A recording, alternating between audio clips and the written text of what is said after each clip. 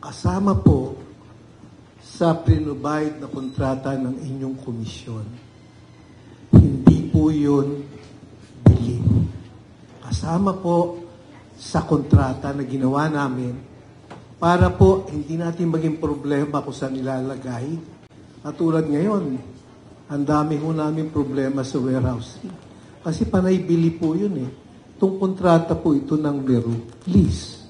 Kasama po yung 2 makina. At mas mabilis po at mas maliwanag at hindi po maaksaya sa papel. Ang papel po hindi na imported kasi yung makina kaya po niyang mag-print ng 8 klase at kapal ng papel. Yan po kasi ang mga innovations nang galing po doon sa experience natin noong nakaraan. Ako po ang personal experience ko nung huling barangay elections. Inintay pa po namin yung delivery ng papel galing sa China. At tumapat pa po ng Disyembre. Alam niyo po, ang barko hindi makalapit sa pier natin pag Disyembre. Kaya nailabas po yung rolyo ng papel ko Enero. Ang election po malapit na. Ito po, malinis. At saka po, renta. Hindi po natin binili. Ang akin po sana tungkol sa issue today, hilingin ko lang po yung kooperasyon ng ating government agencies na makakatulong sa mas madaling resolusyon ng problema na to. Nananawagan po ako sa NBI na tulungan na po kami na maliwanag na itong pati yung accuser ni chairman, yun din ang iniintay eh. Kung narinig niyo yung kanyang ano ang sinasabi ng NBI, bagong appoint pa naman yata yung EPE. Mukhang kung si chairman sa NBI naka-assign, tapos na kagad kasi meron na siya nakita leads. Ano pa ho? Yung anti-money laundering. Alam niyo po, mas makikita natin yung tulong nila kung sa panahong kailangan namin ng paglilinaw, ay maibibigay na nila yung solusyon sapagkat wala naman hong kulang ang aming chairman sa liham at sa aga ng pagre-request. At sa kahuli-hulihan po ang katas-taasang court natin, ang Supreme Court. So, yung early resolution po ng cases na nakafile doon, malaki po ang itutulong sa stability ng ating kalagayan ngayon.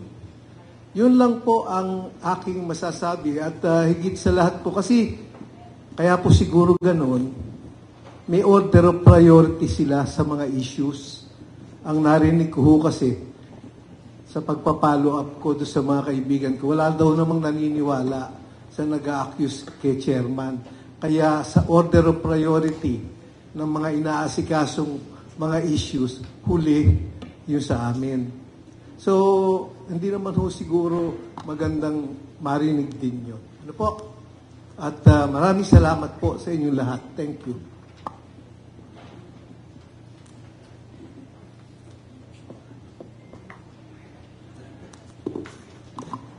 Kasama pala ako. Anyway, ang masasabi ko lang dito sa mga nangyayaring ito. Ako po, kasama ko si Commissioner Amy, matagal na kami sa commission. Ako po ay nagsimula noong 2004. Ang dami na po namin pinagdaan ng eleksyon. Galing pa po tayo sa manual in 2004-2007. Alam na po natin kung anong nangyari noong 2004 kung naalala nyo. At saka 2007, hindi ko nababanggitin. Noong unang automation tayo, 2010, ang dami ring nangyari doon hanggang naging commissioner po ako noong 2018 at napatakbo natin noong 2019 at 2022 being the steering committee. Kami po ay sanay na. Kami po galing sa field, sanay na po sa mga ganitong tirada, ganitong patutsada na mga sinasabi nating hindi napagbigyan o kumbaga natalo or whatsoever. So kami po ay sanay sa mga ganitong nangyayari. So ako po ay patapos na ng aking termino sa susunod na taon, pero patuloy pa rin po yung aming pag-prepare sa 2025 elections. Naging automation committee po tayo, tapos na po yung ating TOR ng ating fast track, and inayos namin yung aming internet voting. Sana po itong mga against na naman sa amin tinitira, alam naman namin hindi totoo, alam naman namin kung ano yung tama, at ginagawa lang namin yung aming trabaho na ayon sa batas, na ayon po sa Constitution. So, tatapusin namin ang eleksyon, ayusin namin ang eleksyon in 2025. Siguro, assurance namin hindi po kami apektado, hindi po maapektuhan ang aming preparasyon sa mga ganitong walang basehan at walang katuturan na mga paratang sa amin sa komisyon. Maraming salamat po. Sir, Chairman, one last lang po. Sir, kasi baka mamaya, may mga ilan kami mga nakakakwentuhan ng mga election, COMELEC personnel, natatakot sila kasi andun yung confidence nila sa inyo, pero baka later on daw, bumigay kayo, tapos bumigay kayo dun sa mga panawagan to resign, o kaya mag-leave kayo as dahil mag-intensify yung accusations. Ano po yung pwede nyong i-assure sa mga subordinates po ninyo? Alam niyo po, kahit naman maliit lang ako, physically, ako naman po ay nahasa ng aking sa pamilya, sa disiplina, at saka po sa pag-aaral, at saka yung mga nakakasalamuha na magpapakatatag lagi. Because alam niyo, may awa ang Diyos eh. Kung talaga namang wala kang ginagawang masama at nandiyan ang suporta ng lahat, ipapalakas sa iyo yun. Sinasabi nila, ano ang vitamins mo? Sabi ko, wala, basta nakikita ko lang na masasaya yung mga tao namin, mga kasamahan, masaya ka na rin. Kaya nga, kung ang inakusan na lang sa akin, lagi akong paikot-ikot sa iba't ibang probinsya ng bansa, ay guilty ako doon. Kasi lagi kong gusto makakaharap yung mga kababayan natin eh. Pero yung magre-resign, hindi po pumasok sa isip ko yan. Sapagkat, sige, mag-resign ako. Palagay niyo ba yung papalit sa akin kung nag-resign ako, hindi nila gaganituhin? Hanggat hindi nakukuha yung gusto nila? Parehas na parehas, walang pagbabago yan. Ibig sabihin, kahit sino ang nakaupo dito sa pwesto ko, o kaming mga commissioners, kahit sino, hanggat hindi nakukuha ng ilang may personal na interest ang gusto nila, hindi po matatapos ang lahat ng kagaganyang kababato. Kaya nga po yung challenge natin, sana panumpaan. Hindi po ba hanggang ngayon, wala naman po nanunumpa. Para naman po hindi pinapakinggan yung ating pakiusap. So, bakit ka po magre-resign? Di ang lahat na lang po ng nasa pamalan, magmula sa presidente ng Pilipinas hanggang kunsihal ng bayan, kahit yung kagawad ng barangay, aakusahan. Lahat sila resign. Wala na po mamamahala sa pamahalaan. Kinakailangan, isa lang ang panawagan ko sa lahat, ibabalik po natin ang dangal sa bayan, sa pamahalaan. Yun lang.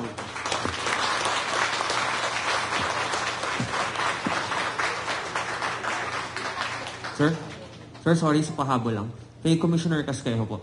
Sir, you mentioned nung 2022 after ng elections, you mentioned na last dance na ng VCMs during the press con po nung election. Ngayon po, yung mga accusers nagpo-push na gamitin yung old machines. Can we get a definitive answer po? Are they still usable or hindi na po talaga? Sa aking palagay, being nagpatakbo ng election noong 2019 tsaka 2022 at steering committee, sa palagay ko, mahihirapan na po tayong gagamitin. Kasi po, nung ginamit po namin nung barangay elections, nagkaroon po tayo ng pilot testing na ginamit po namin yung lumang makina, inayos po yun. Tapos, nagkaroon po talaga ng aberya.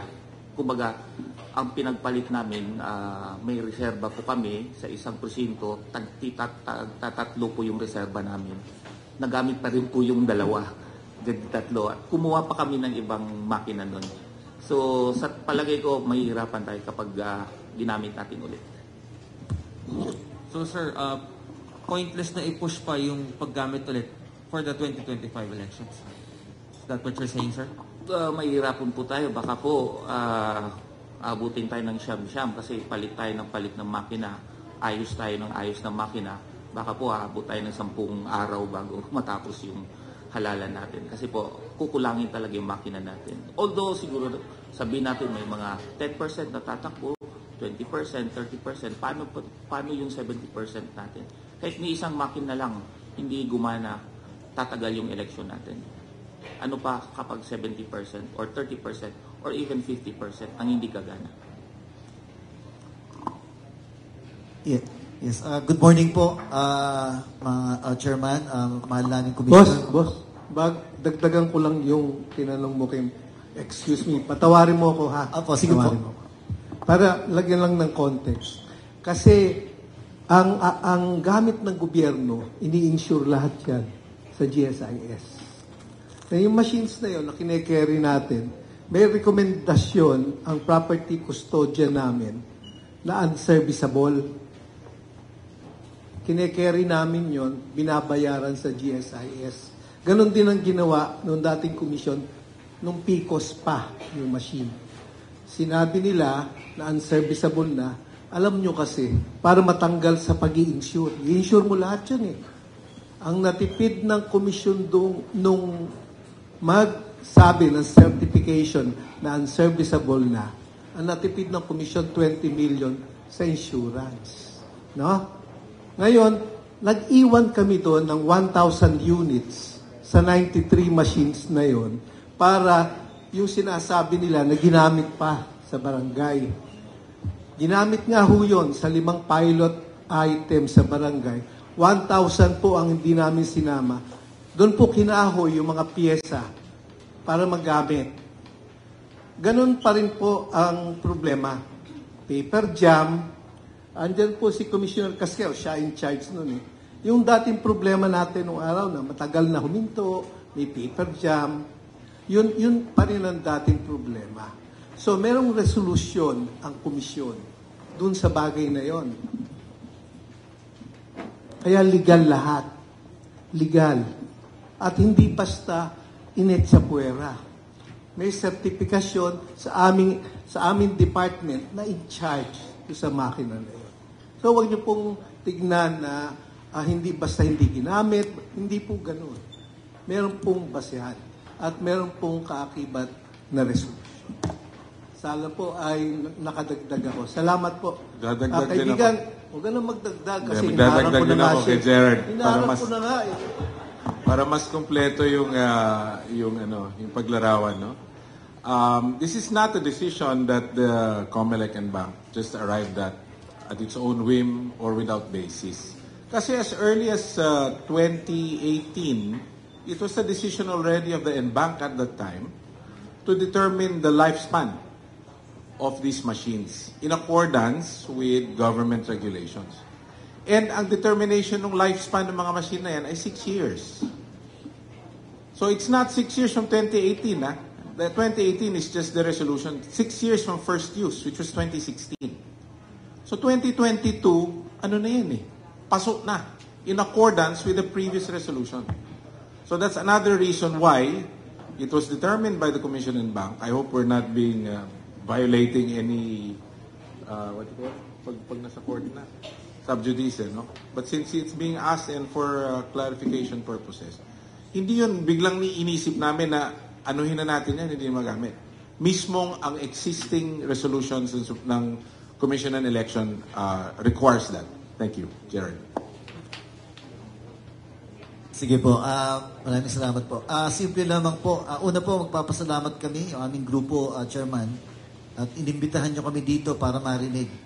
Kami po ay sa grupong Bayanihang Pilipino at ang aming pong advokasya ay isulong yung karangalan ng Pilipino at buhayin ng patriotismo. Alam nyo po, nakakakilabot at nakakagalit yung narinig namin. At sa araw na ito, sa oras na ito po, gusto namin ipatid sa komisyon, tinatanggap po namin ang hamon ninyo. Sisimulan po namin ang kampanya para usisain, alamin ang katotohanan dito at papanagutin lahat ng gumagawa ng paninira. Susulong po namin ang kampanya para ipagtanggol ang institusyon at ipagtanggol ang komisyon. Sisimulan po namin ito sa darating ko. Yun lang po. Maraming salamat. Maraming salamat po. Wala na pong katanungan. Muli po, maraming salamat. Magandang araw po sa ating lahat.